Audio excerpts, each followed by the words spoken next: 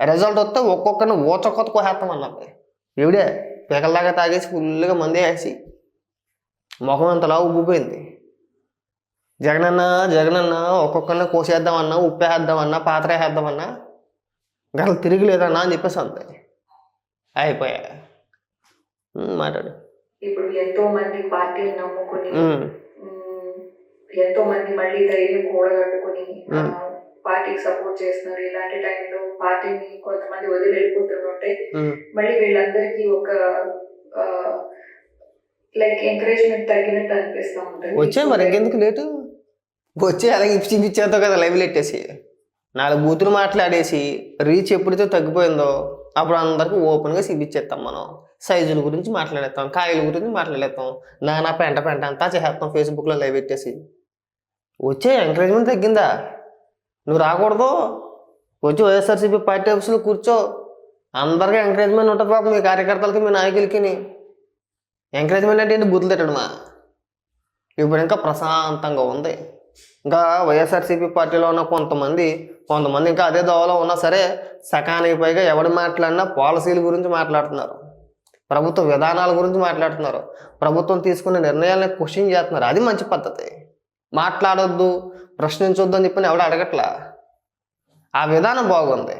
కానీ అధికారంలో ఉన్నప్పుడు అలా కాదే, యాక్టివ్గా లేరు. ఎంకరేజ్మెంట్ అంటే బుద్ధులు తిట్టించడమా? YSRCP official spokesperson resignation చూసాను, నేను రాజీనామా చూసాను. ఓకే, ఎందుకు చేశారు, అసలు మీ ప్రాబ్లమ్స్ ఏంటి, ఎందుకలా జరిగింది అని అడిగేంత అర్హత కానీ హక్కు కానీ లేకపోతే పార్టీలో నాకు స్థానం కానీ లేదు. అది చెప్పు. ఏదో రవిచంద్రారెడ్డి మీద ప్రేమ అన్నట్టుగా మాట్లాడతావే. పార్టీలో నాకు ఒక పొజిషన్ కావాలని చెప్పేసి ఇప్పటి నుంచే ఏడుతున్నావు. అది అడగడం మానేసి రవిచంద్రారెడ్డి రాజీనామా చేసాడు, నాకు చాలా బాధగా ఉంది, అడగటానికి నాకు హక్కు లేదు, నేను పార్టీలో నాకు ఎలాంటి పదవి లేదు. మెయిన్ పాయింట్ అది.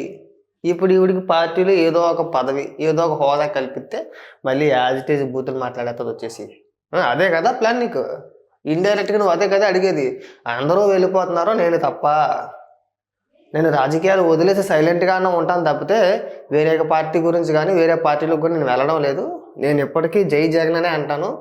అది దృష్టిలో ఉంచుకొని వైఎస్ఆర్సీపీ పార్టీలో నాకు ఒక హోదా కల్పించి ఏదో ఒక దానికి అధ్యక్షురాలను చేస్తే వదిలిపోద్ది అని మాట్లాడుతుంది. ఇంకా మాట్లాడు. ఇలా కొంచెం ఓపికతో ఉండండి, అన్నకి హెల్ప్గా ఉండండి. మా అందరికి ఏ గుర్తింపు లేకపోయినా కానీ మేము వెనకాల ఉండి ఉడతా సాయంగా చేయాల్సిందంతా చేస్తున్నాం. కానీ ఏం చేశారు? 11 స్థానాలకు తీసుకొచ్చారు. 151 ఎక్కడ, 11 ఎక్కడ? ముఖ్యంగా మీలాంటి వ్యక్తులు మాట్లాడిన భాషే కదా కారణం. అది కూడా ఒక కారణమే. నువ్వు కానీ, ఆ బోరుగడ్డ గాడు కానీ, లేదంటే ఆ వర్ర రవీందర్ రెడ్డి గారు మంత్రులుగా ఎమ్మెల్యేలుగా ఉన్న రోజా కావచ్చు, అంబటి రాంబాబు కావచ్చు, కొడాలి నాని, జోగి రమేష్, వీళ్ళందరికీ స్క్రిప్ట్ ఎవరు ఇచ్చేవారు? డైరెక్ట్గా పార్టీ ఆఫీస్ నుంచే. జగన్మోహన్ రెడ్డి దగ్గరుండి అమ్మనా బూతులు తిట్టించాడు. మీరు ప్రత్యక్ష కారణం 11 రావడానికి. ఇప్పుడు ఏదైతే పేర్లు చెప్పుకొచ్చానో మీరంతా కూడా ప్రత్యక్ష కారణం అన్నమాట. జగన్మోహన్ రెడ్డి తిట్టేమన్నా మీరు తిట్టేయడం. మీకు సోయలేదు, ఆయనకి సోయలేదు. ఆయన కూడా ఎక్స్పెక్ట్ చేయలే. మనకు 151 వచ్చినాయి కదా, మహాపోతే ఒక 20-30 పోతాయేమో, మళ్ళీ మనమే అధికారంలోకి వస్తావులే అని చెప్పేసి అనుకున్నాడు. ఎన్ని బూతులు తిట్టించేసినా సరే అప్పుడు రెచ్చిపోయారు. ఇప్పుడు మేము ఏం చేయలేం, చేయాల్సిన పెంట అంతా చేసేసారు. అధికారంలో ఉన్నప్పుడు మామూలుగా విర్రవీగిపోలా. ఎలక్షన్ తర్వాత కూడా, రిజల్ట్కి ఒక రోజు ముందు కూడా. YSRCP official spokesperson resignation చూసాను, నేను రాజీనామా చూసాను. ఓకే, ఎందుకు చేశారు, అసలు మీ ప్రాబ్లమ్స్ ఏంటి, ఎందుకలా జరిగింది అని అడిగేంత అర్హత కానీ హక్కు కానీ లేకపోతే పార్టీలో నాకు స్థానం కానీ లేదు. అది చెప్పు. ఏదో రవిచంద్రారెడ్డి మీద ప్రేమ అన్నట్టుగా మాట్లాడతావే. పార్టీలో నాకు ఒక పొజిషన్ కావాలని చెప్పేసి ఇప్పటి నుంచే ఏడుతున్నావు. అది అడగడం మానేసి రవిచంద్రారెడ్డి రాజీనామా చేసాడు, నాకు చాలా బాధగా ఉంది, అడగటానికి నాకు హక్కు లేదు, నేను పార్టీలో నాకు ఎలాంటి పదవి లేదు. మెయిన్ పాయింట్ అది. ఇప్పుడు ఈవిడికి పార్టీలో ఏదో ఒక పదవి, ఏదో ఒక హోదా కల్పిస్తే మళ్ళీ యాజ్ ఇట్ ఈజ్ బూతులు మాట్లాడేస్తుంది వచ్చేసి. అదే కదా ప్లాన్ నీకు. ఇండైరెక్ట్గా నువ్వు అదే కదా అడిగేది. అందరూ వెళ్ళిపోతున్నారో నేను తప్ప. నేను రాజకీయాలు వదిలేసి సైలెంట్గానే ఉంటాను తప్పితే వేరే పార్టీ గురించి కానీ వేరే పార్టీలకు కూడా నేను వెళ్ళడం లేదు. నేను ఎప్పటికీ జై జగన్ అనే అంటాను. అది దృష్టిలో ఉంచుకొని వైఎస్ఆర్సీపీ పార్టీలో నాకు ఒక హోదా కల్పించి ఏదో ఒక దానికి అధ్యక్షురాలు చేస్తే వదిలిపోద్ది అని మాట్లాడుతుంది. ఇంకా మాట్లాడు. ఆ, ఇలా కొంచెం ఓపికతో ఉండండి, అన్నకి హెల్ప్ గా ఉండండి. మా అందరికి ఏ గుర్తింపు లేకపోయినా కానీ మేము వెనకాల ఉండి ఉడతా సాయంగా చేయాల్సిందంతా చేస్తున్నాం. కానీ ఏం చేశారు? 11 స్థానాలకు తీసుకొచ్చారు. 151 ఎక్కడ, 11 ఎక్కడ? ముఖ్యంగా మీలాంటి వ్యక్తులు మాట్లాడిన భాషే కదా కారణం.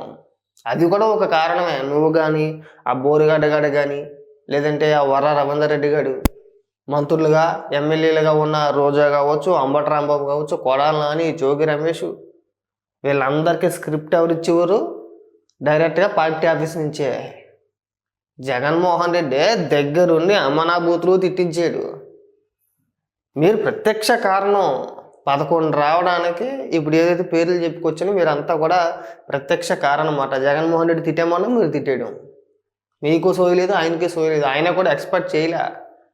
మనకు 151 వచ్చినాయి కదా, మహాపోతే ఒక 20 30 పోతాయేమో, మళ్ళీ మనమే అధికారంలోకి వస్తావులే అని చెప్పేసి అనుకున్నాడు. ఎన్ని బూతులు తిట్టించేసినా సరే అప్పుడు రెచ్చిపోయారు. ఇప్పుడు మేము ఏం చేయలేం, చేయాల్సిన పెంట అంతా చేసేసారు.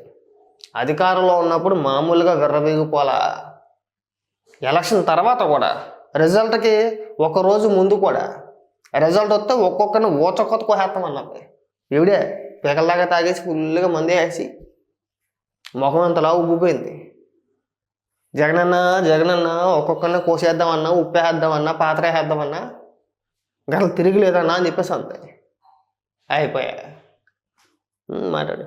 ఇప్పుడు ఎంతో మంది పార్టీని నమ్ముకుని ఎంతో మంది మళ్ళీ ధైర్యం కూడగట్టుకుని పార్టీకి సపోర్ట్ చేస్తున్నారు. ఇలాంటి టైంలో పార్టీని కొంతమంది వదిలి వెళ్ళిపోతుంటే మళ్ళీ వీళ్ళందరికీ ఒక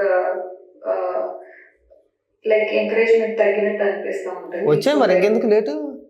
వచ్చి అలాగే ఇప్పించేతో కదా లైవ్ పెట్టేసి 4 బూతులు మాట్లాడేసి రీచ్ ఎప్పుడైతే తగ్గిపోయిందో అప్పుడు అందరికి ఓపెన్గా చూపించేస్తాం. మనం సైజుల గురించి మాట్లాడేస్తాం, కాయల గురించి మాట్లాడేస్తాం, నానా పెంట అంతా చేసేస్తాం ఫేస్బుక్లో లైవ్ పెట్టేసి.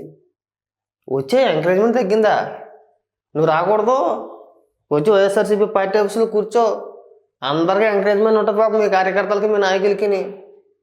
ఎంకరేజ్మెంట్ అంటే ఏంటి? బూతులు తిట్టడమా? ఇప్పుడు ఇంకా ప్రశాంతంగా ఉంది.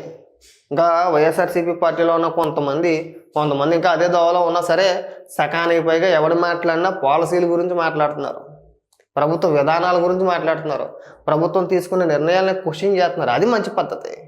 మాట్లాడొద్దు, ప్రశ్నించొద్దు అని చెప్పి ఎవడు అడగట్లా.